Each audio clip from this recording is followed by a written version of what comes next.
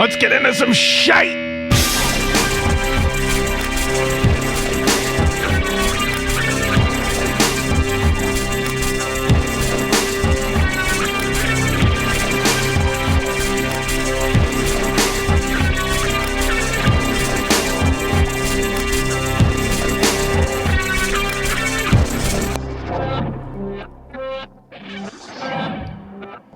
Hi, friends. Welcome to Apocaleptic. I am Rick. Let's just leave it at that. We won't get into last names. Rick. How are you? How you doing? How you feeling? You know, last week I did a show on Monday, and then I believe this is how it worked. And then I immediately recorded, I think on the same day, a show on for Thursday, and I just kind of put it up in advance. I don't know why I did it. I think I was kind of inspired to do that. And I don't like that because I feel like it's been so long since I've done a show. So I feel rusty. I feel like I don't even remember how to do a show. But I also know that today is the first day that I'm recording in my new studio. Isn't that great? So there's a weird vibe, you know, when you do anything kind of new, I think. Not anything, but, you know, it takes a while to kind of get your energy seeped into the environment around you. When you're doing creative endeavors, you know, if you're an artist, you move into a new studio, it's going to take you a while to get the vibe of the new studio before you can actually create things that are inspired because I don't know why the inspiration's not in the air yet. It takes a while. You know, if you're an artist, you know what I'm talking about. If you buy a brand new guitar, sometimes it takes a while for you and the guitar to communicate. You know what I'm saying? That's what it feels like today. So I'm in my new studio and I like it. I have no decor anywhere. White walls. See, these are white walls. I'm also recording. Hi, how are you?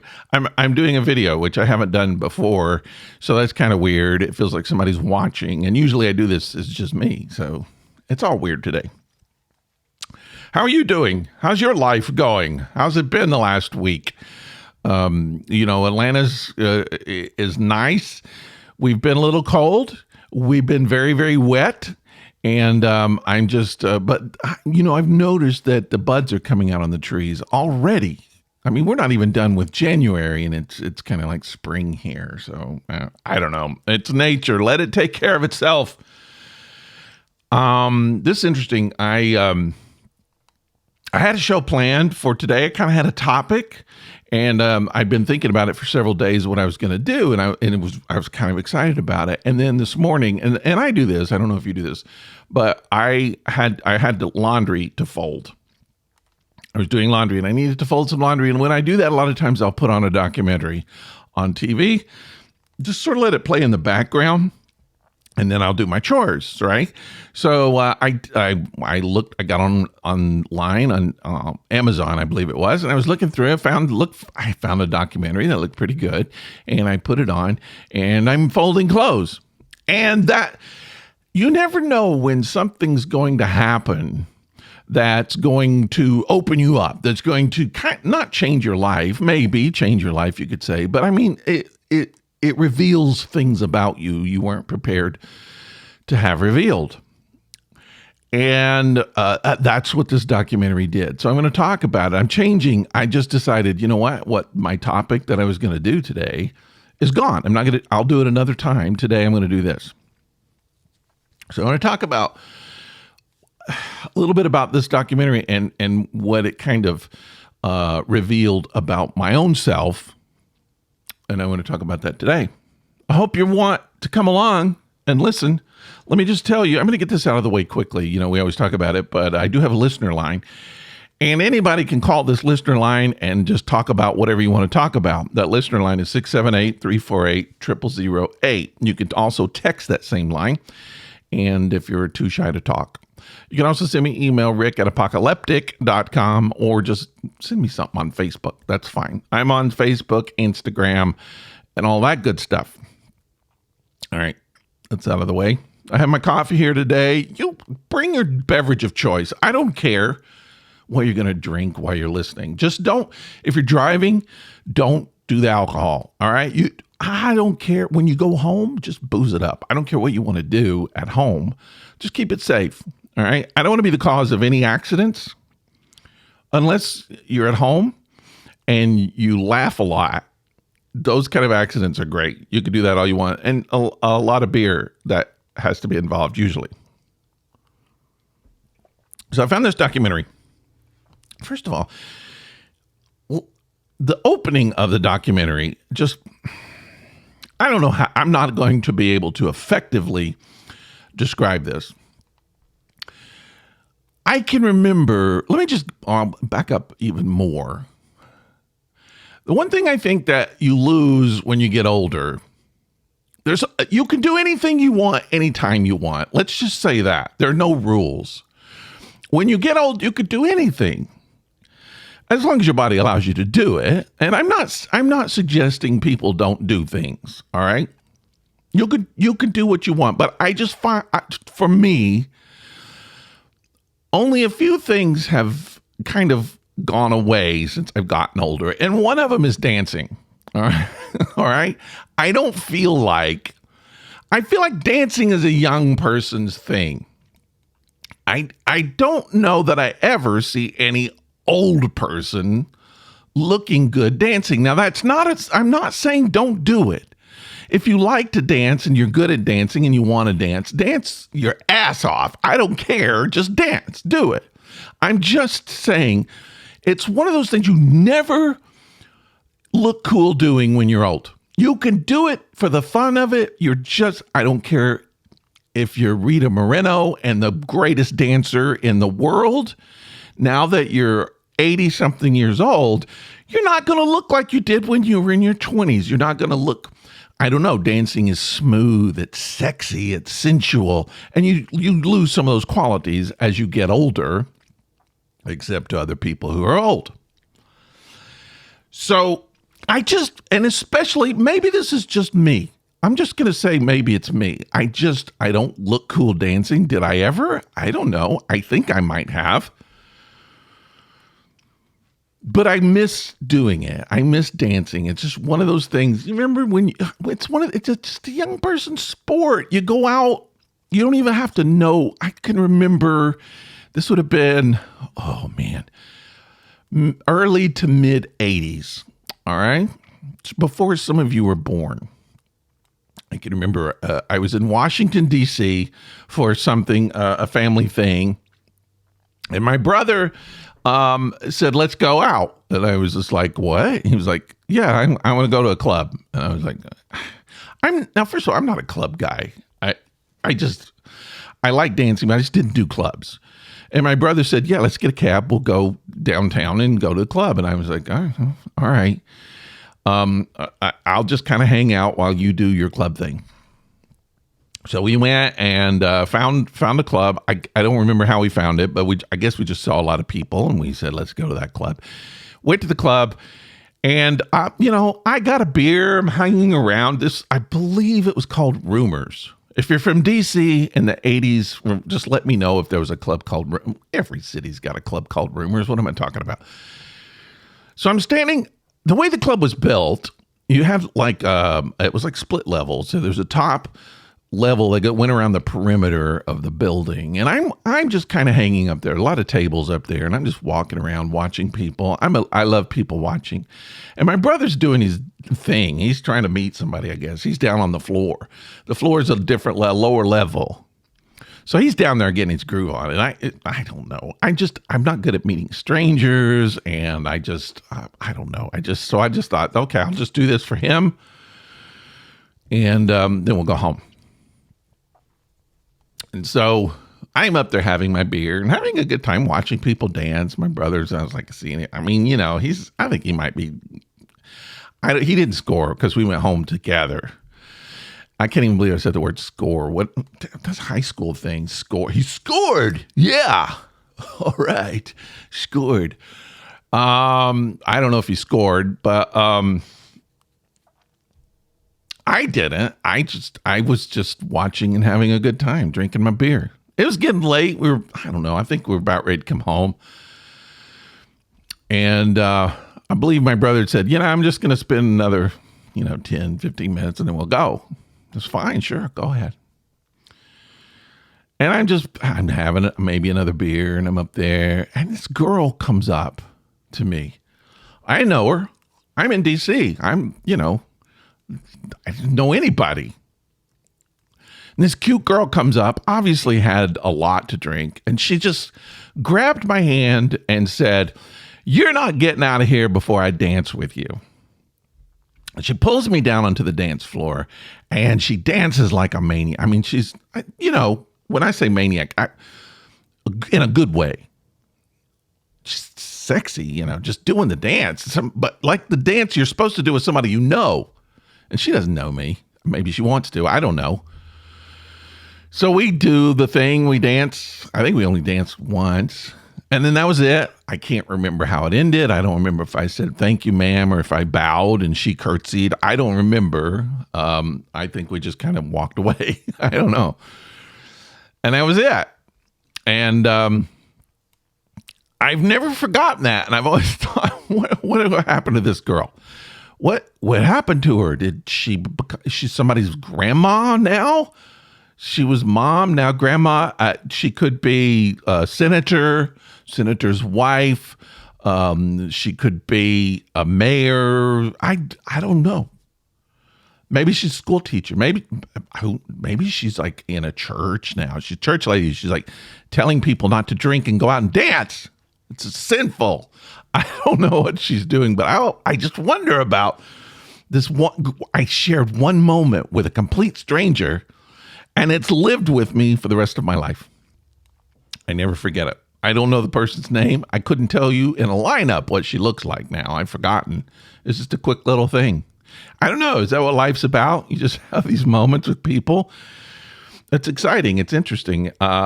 But the reason I'm telling you this is there have been these moments in my life where they're just the way, and I think I saw this girl dancing. Maybe that's why she came up to me, because I was watching her dance.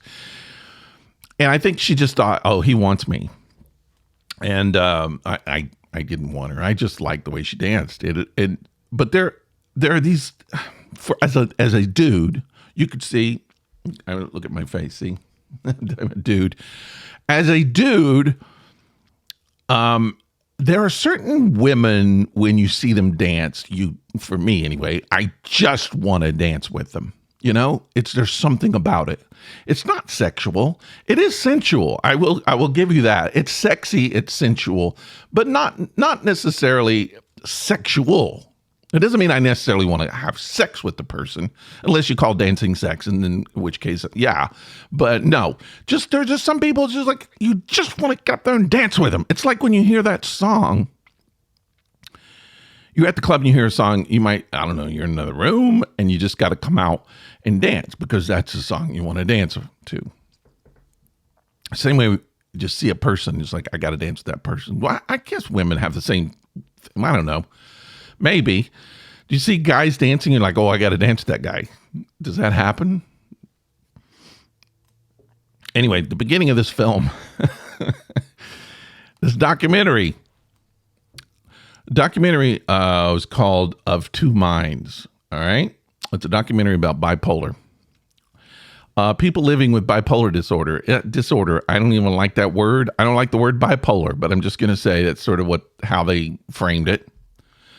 But at the very beginning, and watch this film. First of all, I'm going to talk about it, but you should watch it, especially if you know anybody, and we all do, anybody with bipolar. It's such a great film to help understand people. But at the very beginning of this film, one of the people that the film follows, she says, "This is what it's like to be manic." And then she starts dancing. And I wanted to get up and dance with her so bad. I wanted to break through the screen and dance. She just danced. She was one of those girls that just you wanted to come in and dance. I did. I loved it. I actually had to rewind it several times and watch. Just cuts loose. Not even, not thinking. The mind is not there. Just the body moving and just having a good time and loving it. And I loved it. I wanted to join. but my rule, I can't. I'm too old.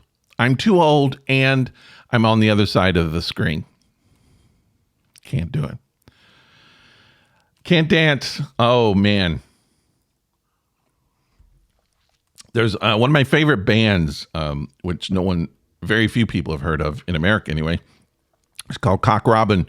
They were an 80s band, and two people, Peter Kingsbury and Anna Locasio. And Anna was a dancer, and every time I watch the video or anything, there's a long concert video that I have. She's that person. It was always my bucket list. It's like, I want to dance with her. I want to come out and dance with this person. She's just one of those people. I always, before I die, I wanted to have a dance with her. It never happened. And I think my dancing career is over. I'm done. But anyway, let's talk about this movie, Of Two Minds. So, and here's what I learned something really valuable about myself while watching this movie. Bipolar disorder, I have to say, I've been involved in relationships. I barely got that word out. I've been involved in relationships with people with bipolar disorder or bipolar. What do you call it? Let's just say bipolar. I'm going to cut the disorder because it's ridiculous. I have to say bipolar in order to kind of classify it, but I don't think it's a fair term. But I've been involved with people who experience this, let's say, probably more than not in a relationship. And I've never understood why. It just seems like every time I would get in a relationship, they'd be like, yeah, I'm bipolar and I take medication. It just got to be a thing. She's like, okay, yeah. And after a while, whenever that would come up, because of my experience, I would be like, uh-oh, okay, here we go. And I think there was a couple of times when I remember one relationship I got into, and she told me that she was bipolar, and I almost broke up with her. I just said, I just got out of this relationship and I don't want to do this again. And she said, you know what? That's not fair. It's not fair for you to cut me out. I'm on medication and I'm handling it. And I thought, you know what? You're right. Okay. I'm not going to do that. And I should have. I should have said no because it didn't work out. But anyway, but it's just, I started realizing I would watch when I was watching this. Well, first of all, just how people have to live with this brain communication, personality thing. I don't know what to call it, but I think everybody can relate to it because everyone has pieces of it. We all experience some highs, we all experience some lows, and we all have depression. I think most everyone at some point has felt the impulse to say, I don't want to live anymore. So we've all kind of put our toe in the water. And then we meet the people who live in the water. All right. They live under the water sometimes. And it's just, I don't know how they do it. And some of them don't. And some of them don't do it well. And you can't blame people. It's like a curse you have to live with. Your head, the thoughts in your head that take over. And knowing that it's a chemical thing sometimes can help because you can think, oh, well, I can take some medication to balance those chemicals, but it's not always that easy because sometimes the chemicals don't balance. And it's not the kind of thing that you can train anybody. You can't, it's not like a personality thing that you can adjust because it is a chemical thing. But what's also weird is, and if you watch this film, you see it, a lot of the people who, in this film anyway, who are deeply into it, deeply struggle with it, had some sort of major trauma in their life at a young age that seemed to trigger that off. And one person actually says, I have bipolar in my genetics, but she had been raped, and that probably was the thing that really pulled it out. So it's like you can have the gene for bipolar, but sometimes, you deal with it back and forth. Maybe we all have that. I don't know. And then a major trauma can pull it out, and then you're struggling with it for the rest of your life. Medications, therapy, whatever, you're not going to let it go. And it's hell.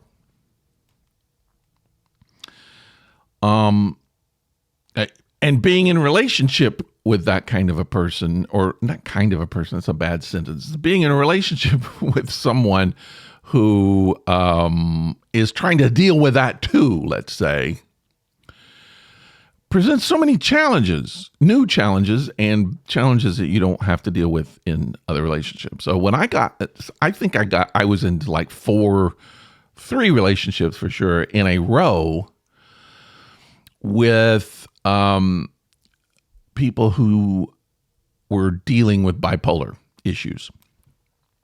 And then when I met when I got my current relationship with my wife now, I expected it. I was like that. I was so used to it that I was waiting for it to happen, waiting for the personality characteristics to happen, and they just never did. And so I realized, oh, wow, it's like floating in a way.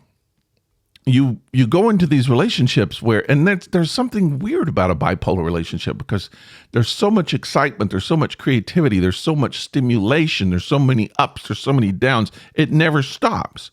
It's like one day you're making passionate love, the next day you're calling the cops because someone's hitting you or throwing things at you, or it's craziness constantly. And you get used to that level of stuff going on in your life. And you get used to that level of stuff in the relationship. And then you get into a relationship that doesn't have it. And it's like, wow, this is quiet. This is like peaceful. Wow, okay.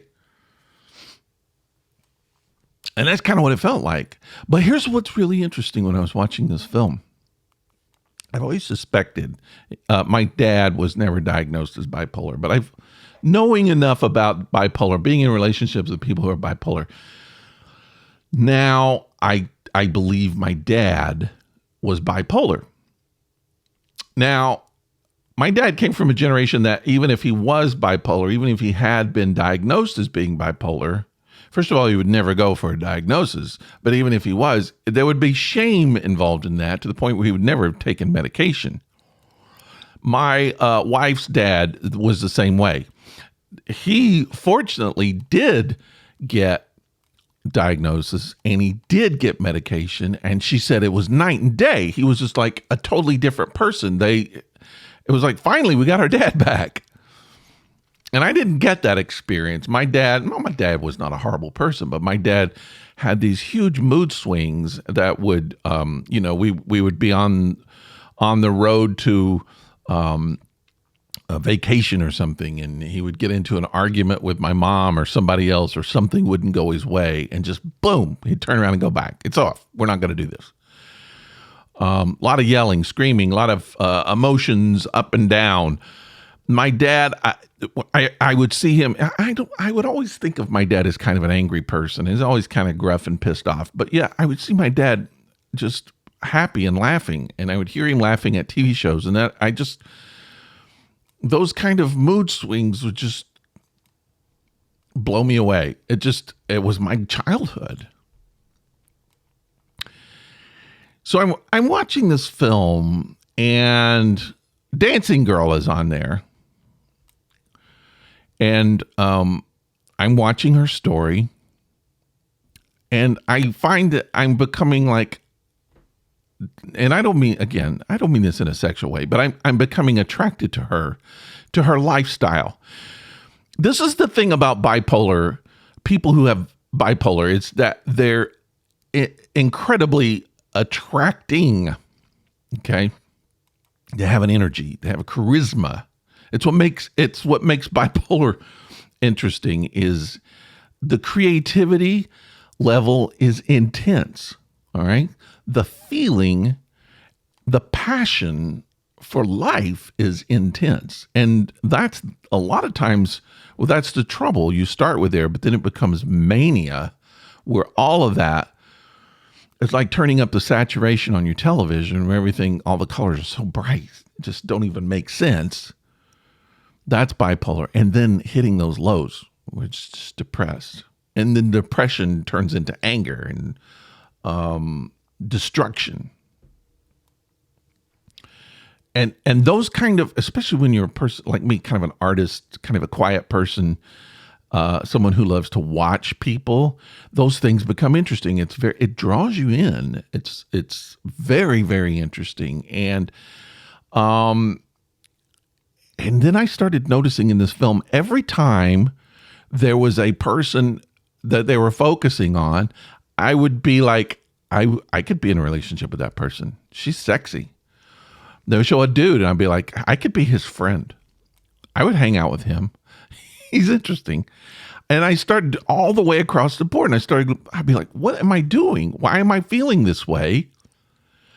And then I started thinking about how I've been in all these relationships with bipolar women, and and I've always been like, why do I keep getting into these relationships?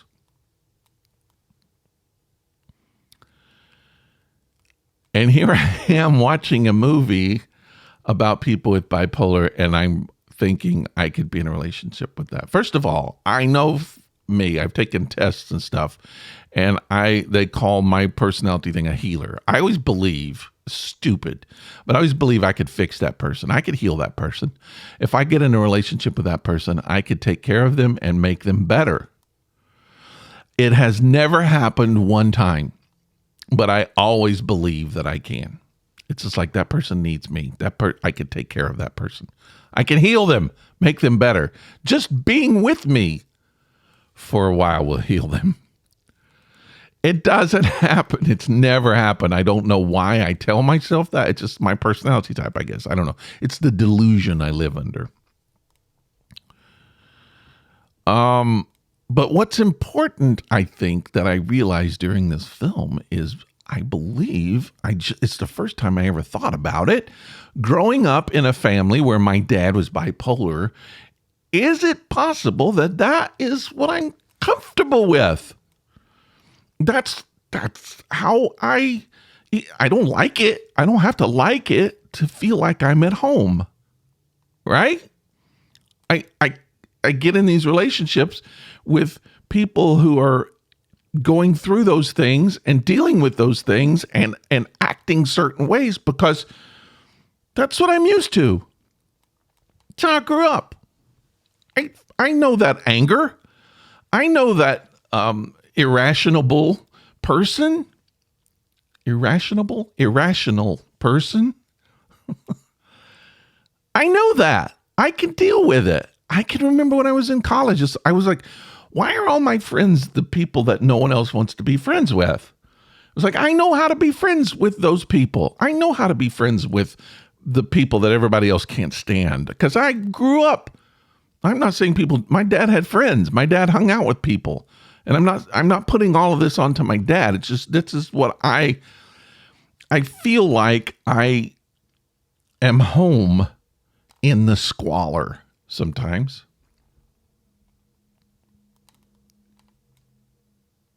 I learned that about myself this morning. I hope I never, I don't have a problem with friendship. I don't want to get into another romantic relationship. This one is fine for the rest of my life. I keep that one. It's good. It works as long as she doesn't leave me. It's fine. I'll take this. I have friends now that I know are bipolar. Have told me they're bipolar. I know this about them, and I probably will in the future. Sometimes it does scare me, because that's part of the thing about having bipolar is you are unpredictable. Your actions sometimes are irrational. I'm going to keep using that word. They're irrational. You're unpredictable. You're impulsive, and it's what makes that lifestyle exciting. A lot of times for both people. One of the people in the film that they focused on, who just seemed to struggle so much, and at times wanted to just end it all, and tried. And at the very end, she said, "I wouldn't trade any of it." You know, isn't that weird? All that pain, all of that anguish, all that depression, you still wouldn't change it, because she said everything is turned up. Your whole life is turned up to 11. Well, if you like that, that's your lifestyle. If you can't handle it, then stay away. I can handle it to a certain extent. I couldn't handle it in my own life. Oh, I couldn't do that. But being around people who are like that, and I'm around a lot of people who are like it, holy crap, it's fun. You want to dance with them. That's what you're doing. You're coming into their life to dance with them for a little bit. You know, I just want to say, if you are a person who deals with bipolar, I don't know how you do it. I just don't know how you do it. I have to say, I admire you for wanting to continue to live with that baggage. But not only that, I think bipolar, people who experience bipolar are like magic people.